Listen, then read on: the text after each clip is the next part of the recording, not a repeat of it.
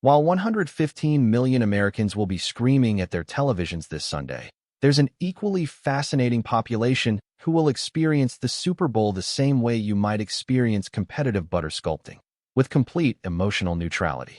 And I'm not talking about people performing indifference for attention. I mean individuals whose brains genuinely don't light up for sports fandom the way others do. Understanding why requires diving into some of the most interesting research in personality psychology, neuroscience, and evolutionary biology. Today, we're exploring why some people don't care about the Super Bowl and what that reveals about fundamental differences in how human brains process social identity, stimulation, and uncertainty. Let's start with something crucial. Caring about sports is not a universal human experience hardwired into our DNA. It's a specific psychological response that only some people develop. When sports fans experience their team winning, something fascinating happens neurologically. Research using fMRI brain imaging shows activation in reward circuits including the ventral tegmental area, VTA, substantia nigra, and limbic regions, the same networks involved in romantic love and maternal bonding. A 2017 study published in Social Cognitive and Affective Neuroscience found that when football fans watched their team score, researchers observed significant activation in the putamen, anticipatory pleasure processing, and anterior cingulate cortex, emotional cognition. This is basking in reflected glory, or burging, a phenomenon where your brain releases dopamine when your team wins even though you personally did nothing except exist on your couch in the right zip code. But here's the key. Not everyone's brain responds this way. For people who don't care about sports, watching a team win produces no more neural activation than watching strangers complete any other arbitrary task. Research from the Journal of Consumer Psychology demonstrates that people have wildly different optimal stimulation levels, the amount of sensory and emotional intensity they prefer. Some brains crave high-intensity, emotionally charged experiences. Others find that same intensity genuinely aversive, not just boring. This isn't about being contrarian or intellectually superior. It's about nervous system differences in how brains process stimulation. One of the most researched individual differences explains why Super Bowl parties feel unbearable to some people. Sensory processing sensitivity.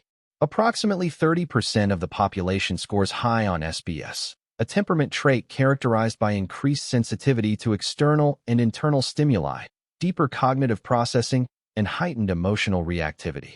According to a 2025 experience sampling study published in Scientific Reports analyzing 139 adults over 1 week, individuals high in SBS reported significantly higher overstimulation in the afternoon/early evening, peak Super Bowl time, and when in the presence of others. Think about what a Super Bowl party entails. Loud crowds, unpredictable noise spikes, flashing screens, competing conversations, junk food smells, physical crowding. For someone high in SBS, this isn't a party. It's a 3-hour sensory assault that leaves them exhausted for days. The same study found that highly sensitive individuals were more affected by unpleasant auditory and visual stimuli, fatigue, and negative mood states. They're not being antisocial. Their nervous systems are experiencing genuine physiological stress from what others find exciting. Research published in Frontiers in Psychology found that approximately 20% of people, about 1 in 5, fall into the highly sensitive category based on validated psychometric testing using the Highly Sensitive Person Scale. For these individuals, the Super Bowl's manufactured intensity, the constant commercial bombardment, the dramatic music cues, the commentators yelling, the social pressure to perform enthusiasm, creates cognitive overload rather than entertainment. There's another psychological factor that separates Super Bowl fanatics from non-fans: locus of control. In psychology, locus of control refers to whether you tend to focus energy on things you can directly influence, internal locus, or feel comfortable investing emotionally in outcomes outside your control, external locus. Sports fandom requires massive emotional investment in something you have zero ability to affect. You can wear your lucky socks, scream at the TV, perform elaborate superstitions, but none of it changes what happens on the field. Research on tribal identity in sports fans shows that devotion to a team confers what psychologists call cult-like identification patterns, where fans know rationally they can't influence outcomes, but emotionally invest as if they can. For people with a strong internal locus of control, this feels fundamentally unsatisfying. Why invest 3 hours of emotional energy watching strangers play a game when that same energy could be directed toward activities where effort produces direct results? This isn't about being practical or unimaginative. It's about psychological reward systems calibrated differently. Some brains get satisfaction from vicarious experiences and social bonding around shared uncertainty. Others don't. Sports are fundamentally exercises in uncertainty. You never know what will happen, and that unpredictability is supposedly part of the thrill. But research shows dramatic individual differences in uncertainty tolerance, how comfortable people are with unpredictability and ambiguity. Studies examining personality differences find that people vary enormously in their baseline comfort with uncertain outcomes. For some, suspense triggers excitement. For others, it triggers anxiety. For individuals with lower uncertainty tolerance, the Super Bowl's manufactured suspense doesn't feel thrilling. It feels like voluntary stress. They're not enjoying the emotional roller coaster. They're just uncomfortable the entire time. And here's the kicker. When you combine low uncertainty tolerance with awareness that the outcome literally doesn't matter to your actual life, sitting through 3 hours of manufactured tension for zero payoff starts to feel more like anxiety exposure therapy than entertainment. This maps onto horror movie preferences. Some people love being scared for fun because their nervous systems process simulated threat as excitement. Others find horror movies genuinely distressing because their brains don't differentiate well between real and simulated stress.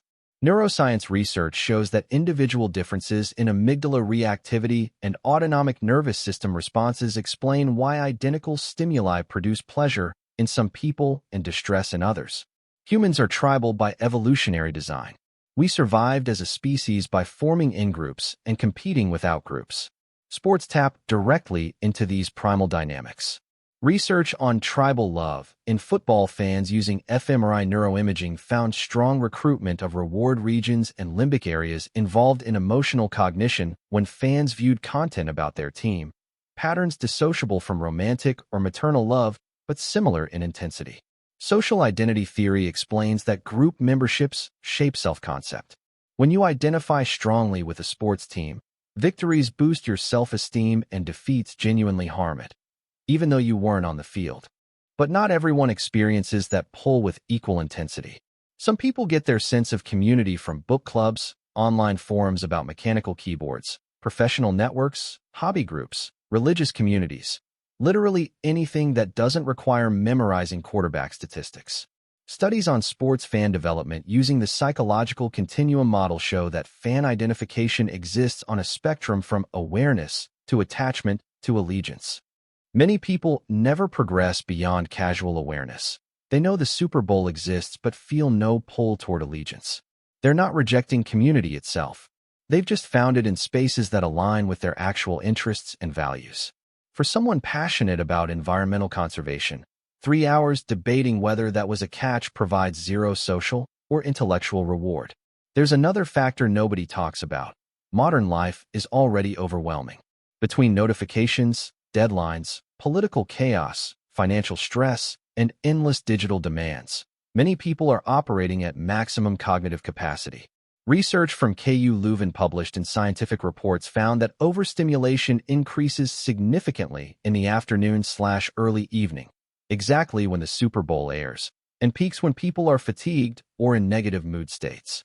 For someone already managing high cognitive load from work, family, and daily life, the Super Bowl isn't entertainment.